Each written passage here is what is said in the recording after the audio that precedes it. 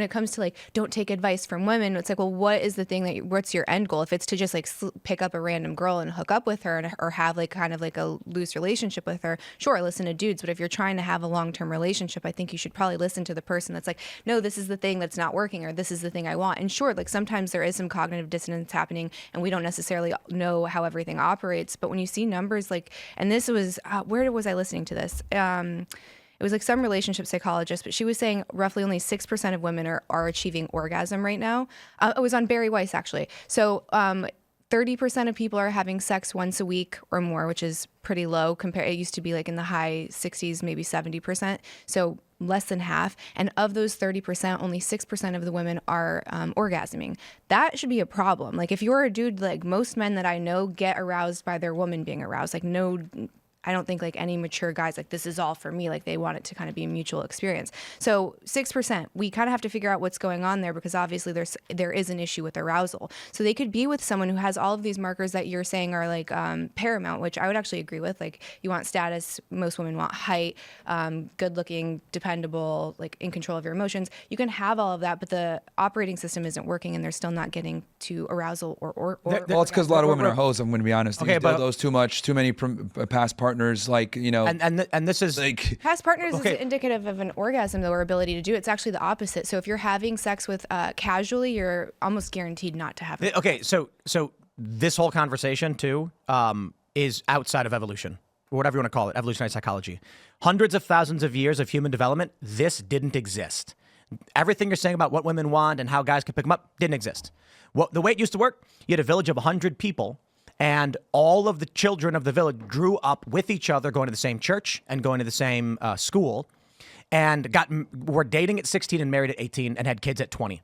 So there was no sleeping around. There was no going to bars. There was no, did they have an orgasm before or not? It was literally Jimmy and Sally knew each other since they were 5 years old. Their lives were identical. The wants and desires were almost the exact same thing.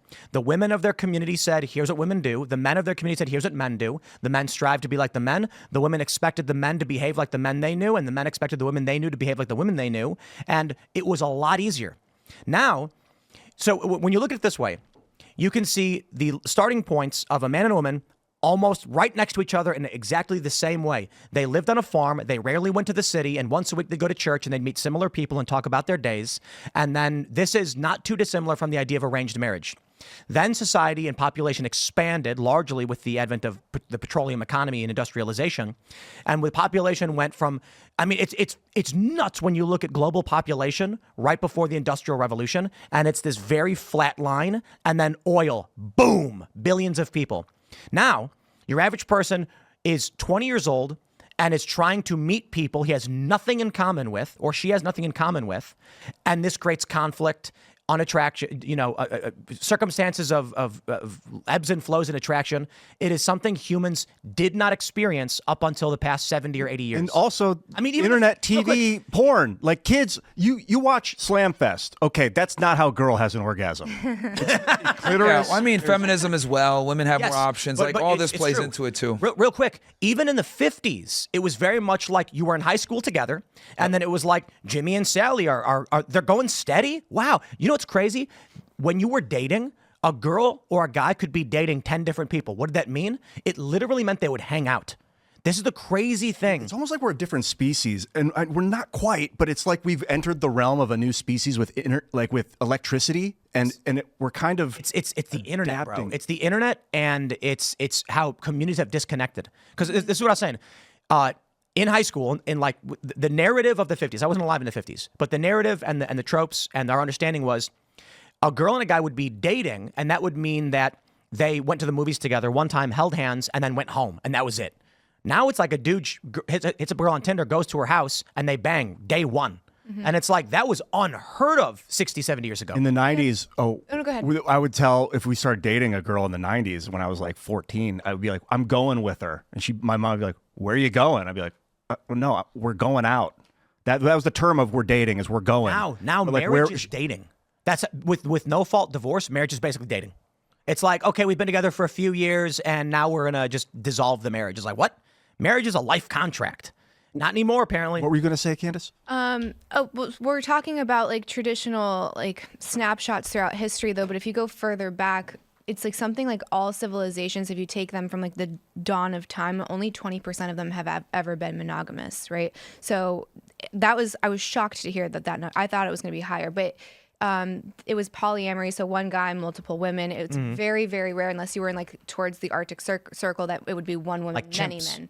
Yeah. So, but typically it's one guy, many females. Occasionally it's one woman, many males, and that was where there were like limited resources. So she needed other guys to provide things.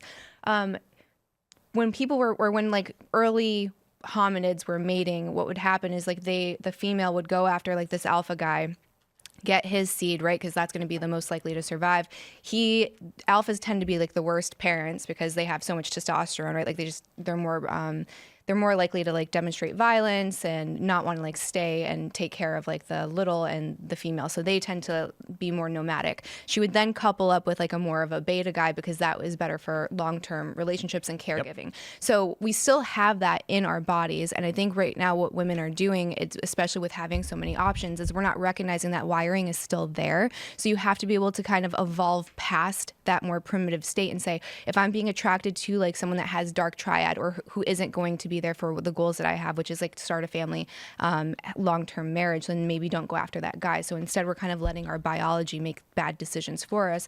And you have why the father and the brother were so important and arranged marriages were a thing, because if you give women the ability to pick their own partners, you guys make really bad mistakes early on when your value is at its highest. And then by the time you're, ready to settle down, your value's been depleted to a guy that might want it. That's why virginity was such a big thing for so long. Thanks for watching this clip from the Culture War podcast. We're live every Friday, 10 a.m. to noon. So subscribe and come hang out.